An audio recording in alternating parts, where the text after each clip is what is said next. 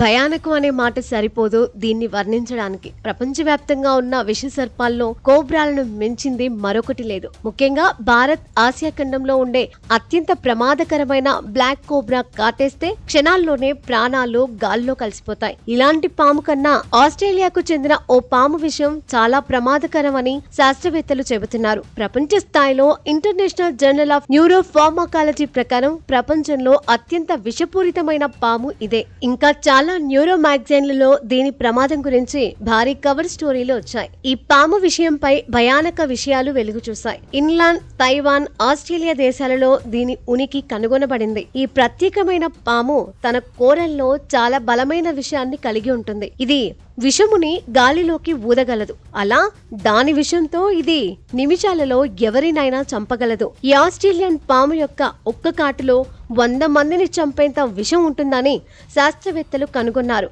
దీని విషానికి ఉన్న శక్తి అసాధారణం.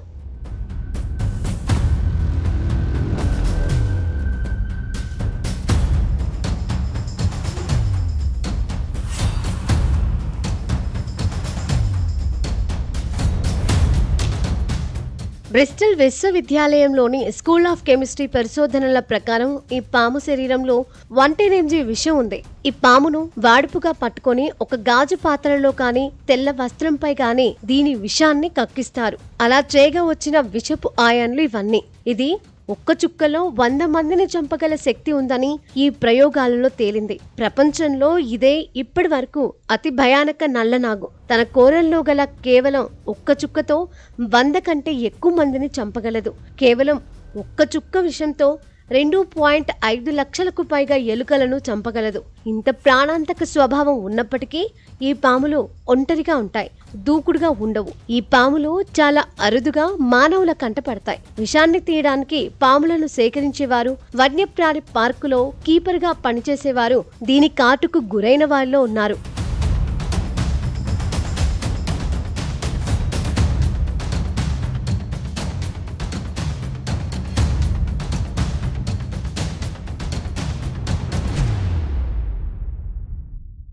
ప్రమాదకరమైన పాముల జాబితాలో 3వ స్థానంలో ఉన్న కింగ్ కోబ్రాకు భారతదేశం, ఆసియా నిలయం. మిగిలిన చోట్ల గల పాములు 5వ స్థానాల్లో ఉన్నాయి. ప్రపంచంలోని 6వ అత్యంత ప్రాణాంతక పాము Russell viper. East tiger snake 7వ స్థానంలో, బూమ్ స్లాంగ్ లేదా గ్రీన్ టీ స్నేక్ 8వ స్థానంలో, ఫెడ్డీ లాన్స్ 9వ స్థానంలో ఉన్నాయి.